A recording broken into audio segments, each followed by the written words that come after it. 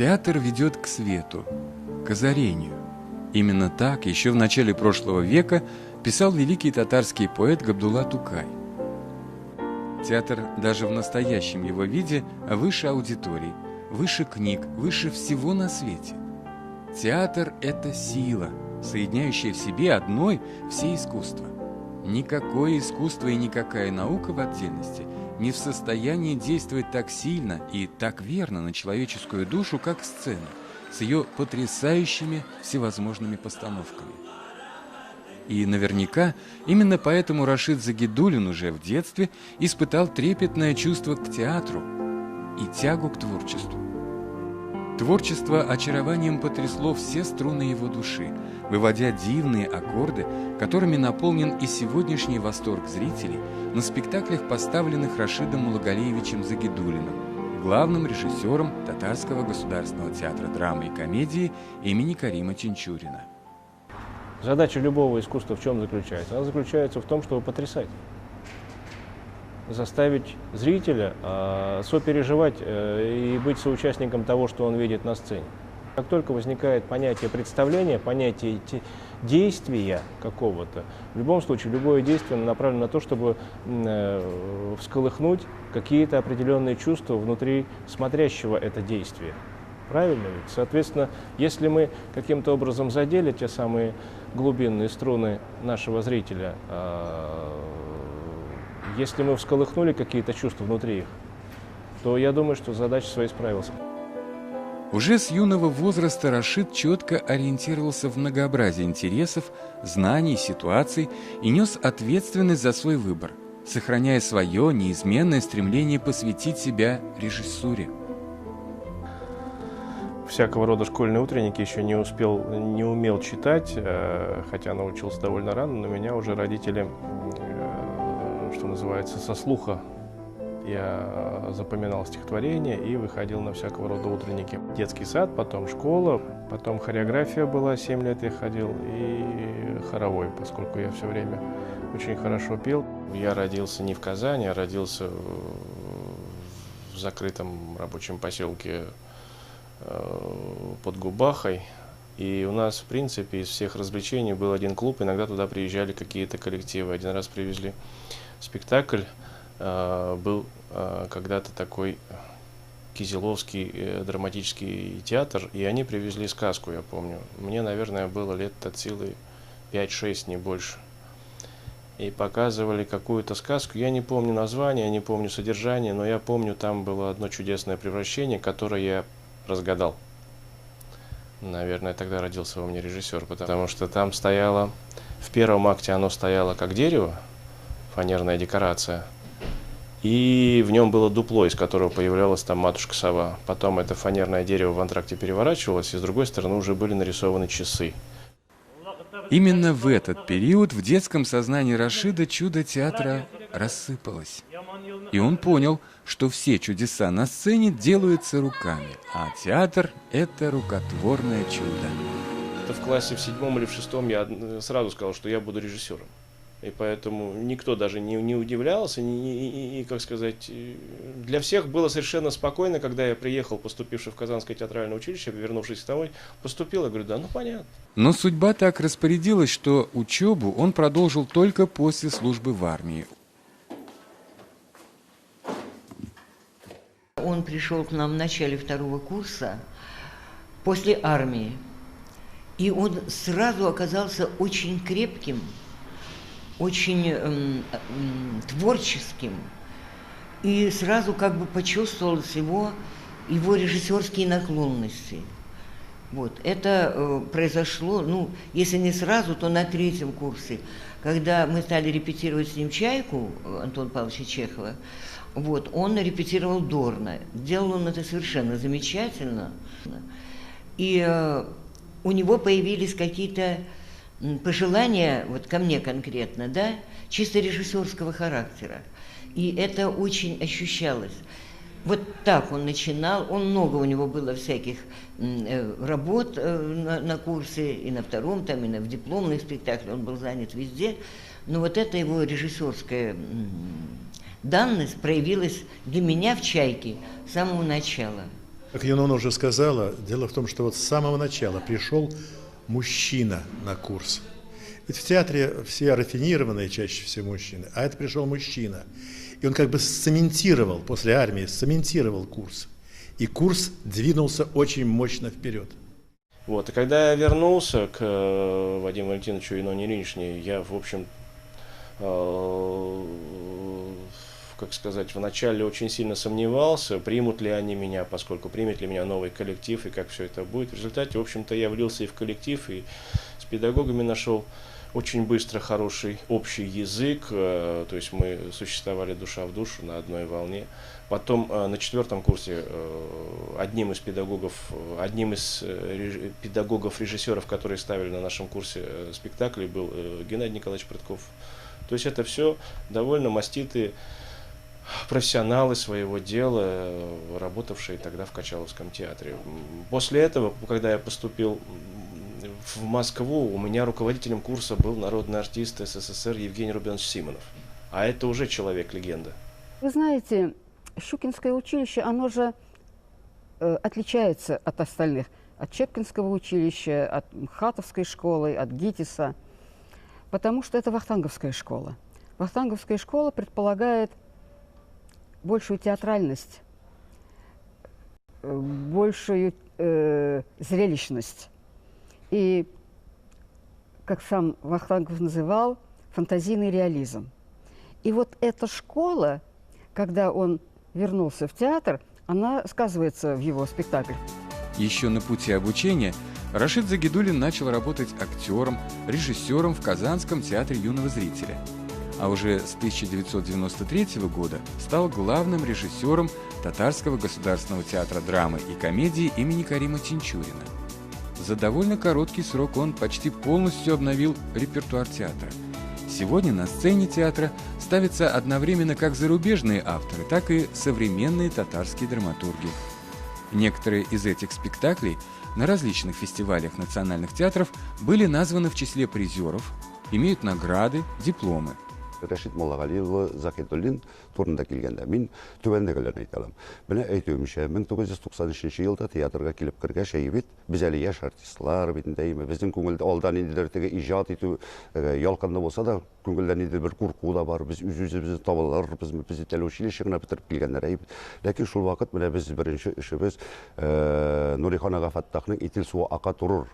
Шушы трагедия деп әйтегенде шул тарихи эпосында эшләү вакытында без әлеге режиссерыбызның бик талантлы икәнен аңладык, бик кешелекле икәнен күрдек. Һәм безнең эшчеләребез менә күңелләребез без яшәрсләр иген ул вакытта.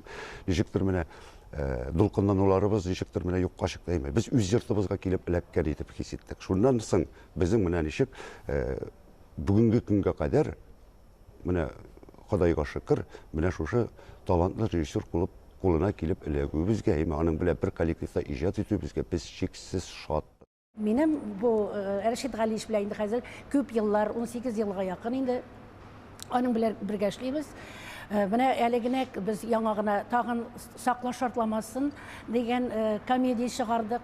Менә монда премьерасын уйнадык. Әле халык бик тә яратып карый. Әйтәм, һәр спектакль, куелган спектакль без уңыш белән бара. Димәк, монда режиссерның теге аңлап артистларны үзенә алулары, ул бит әле артистны сайлап алу да теге сайлап алсаң, теге ансамблевый спектакль килеп чыга бит инде. Менә шуңа күрә минем әйтәсем килә, ул безнең театрда, без аны көтеп алдык. Дөрестән дә безгә кирәк режиссер диеп. Безнең театрыбызга режиссерлар бик күп килергә теләделәр, бик күп инде. Но ләкин ул килгәчтә ничектер безне менә шулай җыеп алды ул. Вот квинтэссенция, скажу о Рашиде.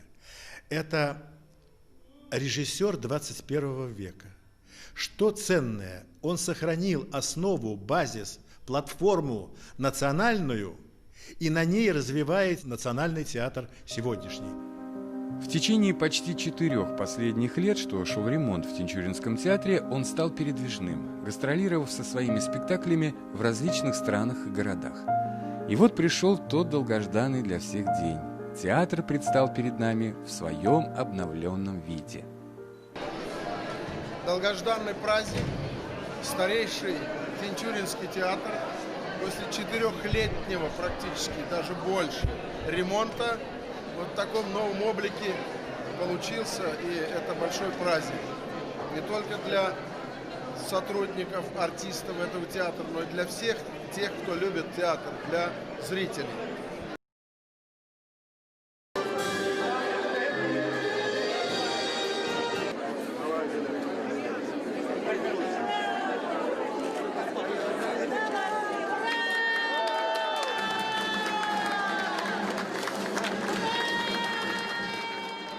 Я скажу, что это один из старейших коллективов.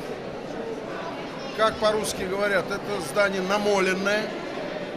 Здесь известнейшие артисты Национального театра выступали в свое время, начиная с Карима Тинчурина, с подвижнического такого театра.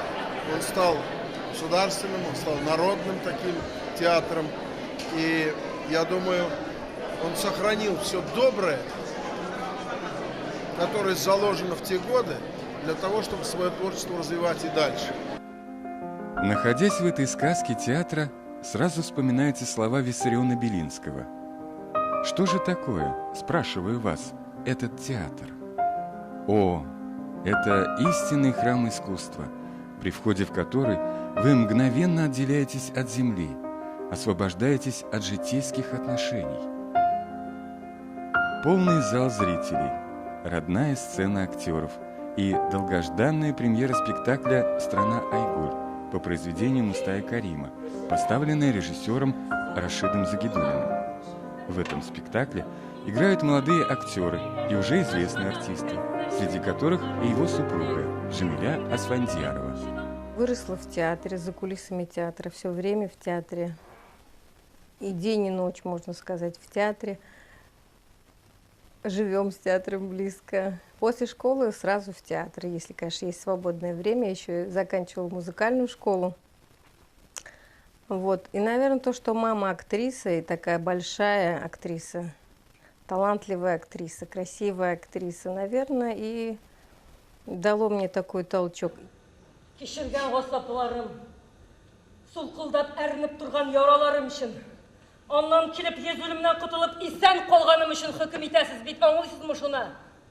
Міне мұнсы, фашистның бірінші мүхірі, утлы темір менен басылған. Тут премьерный спектакль оформлялся по следующему принципу. Задача была, поскольку мест действий там достаточно много, задача была сделать локальное оформление. Вот, отойти, ну, использовать театральный условный прием, отойти от бытовых, этих, как сказать, от бытового оформления. Ну, как вообще происходит создание искусства? Оно, мне кажется, невозможно ничем описать. Это процесс не механистический, это от души идет. Соответственно, и наш тандем, наша вот работа в коллективе, в этой команде сплоченной, она тоже, я не могу ее как бы вот так определить по каким-то, разложить определенными понятиями, определенными какими-то характеристиками. Могу только сказать, что все у нас очень, на 100 даже и больше процентов, очень мы друг друга понимаем в творческом плане. Постановка возвращает зрителя в послевоенные годы. Великая Отечественная война искорежила судьбы миллионов людей. С фронтов не вернулись отцы, братья, сыновья, мужья. Главная героиня Айгуль живет в своем мире. Война забрала самое дорогое – родителей. Перед Айгуль возникает множество вопросов в сложившейся ситуации. Режиссер добивается главного – не оставить зрителя равнодушным. Хороший режиссер, я уверен, никому не похож. У него есть своя линия, которая от века веков идет театр Тинчурина. Линия это ближе к народу. Құтқарыласы мені бұл бәледен. Сен мені құтқардың Құтқарға тұрышып та қорамадың бүйтсін. Егер ол вақытта сені құтқарған болсам, қазір шушындай қияфатта қоршыңа келіп басар едім мұны. Хочу сказать огромное спасибо, что судьба меня свела с таким просто талантливым, прекрасным, гениальным человеком. Не побоюсь этого слова, на самом деле он гениален. Ол бізге үйретті, ол бізге рұш еткенде базыны берді. Неге театрға келгештен, ол біздің енді қазір яқшылап, яқлап, нешік деп айтайын, жылы яқлап, онда студент уақытта ол бізге бик зор көрінсе, қазір бізге яқыннан дус десек те, дус деп әйттерге бола. Шундай яқын әйттеріп өзіне білән алды, өзі білән ішлей. Һәм аның білән эшләү бик җиңел. Он нас заставлял работать самостоятельно, работать над ролью, работать над этюдами. Вот эта самостоятельность очень помогает и теперь, и тогда помогала. И талантливее человека, талантливее режиссера, чем Рашид Мулгалевич, для меня нет. Но театр не останавливается на достигнутом. В 1993 году в Казанской государственной академии культуры и искусства впервые был сформирован целевой актерский курс при театре имени Карима Тинчурина, где руководителем курса стал Рашид Мулгалевич Загидулин. Это такой человек, который, если он видит, что мы хотим заниматься этим творчеством, он всегда рад нам помочь в этом деле. Он для нас как бы в этом искусстве первооткрыватель, наш первый, даже не первый, единственный педагог, наверное, в этом профессиональном деле. Ну, специфика, наверное, нашей работы, как любой театральной, заключается в том, что она сделается здесь и сейчас для того, чтобы потом люди это увидели. То есть сейчас мы делаем, потом люди видят, и поэтому довольно сложно, потому что сегодня ты репетируешь одно, завтра получается совершенно по-другому, и сложно к спектаклю это уже вынести. Какие-то надо найти маленькие, очень тонкие вещи, сохранить их в себе и донести до самого спектакля. Когда вот действительно мы доходим до этого, то есть это очень здорово. Потому что Рашид Мулгалевич, ну, это он выйдет, покажет, как он говорит, то, что появится много маленьких Загидулиных. И это ему не нужно, чтобы ходили копии, а мы как бы должны сами, каждый свой образ нести. Теперь сознание мое расширилось, и я поняла, что Бог – это и есть женщина. Любить женщину, проникать в нее, значит постигать Бога. Так что я – это Бог, а мой живот – потусторонний мир. Живи полететь, Путь к режиссуре Рашида Загидулина проходил очень насыщенно и долго. В это время он встретил свою любовь. С будущей супругой Джамилей они познакомились в Казанском театральном училище. К окончанию вуза создалась их творческая семья, и сегодня они вместе воспитывают замечательного сына. Вы знаете, уже где-то, примерно где-то с 3-го курса, уже совершенно точно, они всегда сидели на последней парте, и все, не только они сидели, прижавшись друг к другу, но Рашид все время обнимал Джамилю, и я даже говорила: перестань обниматься, давай записывай. И, конечно, и они поженились уже, по-моему, на 4-м курсе, если я не ошибаюсь. Да, на 4-м курсе. Это была любовь, наверное, 121-го взгляда.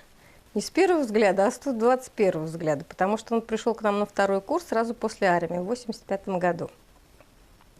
Ну, пришел такой,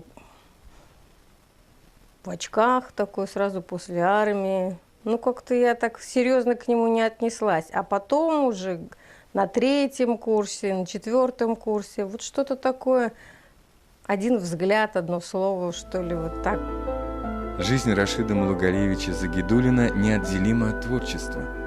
В течение многих лет он открывает много иностранных театров, даря зрителю потрясающие постановки спектаклей.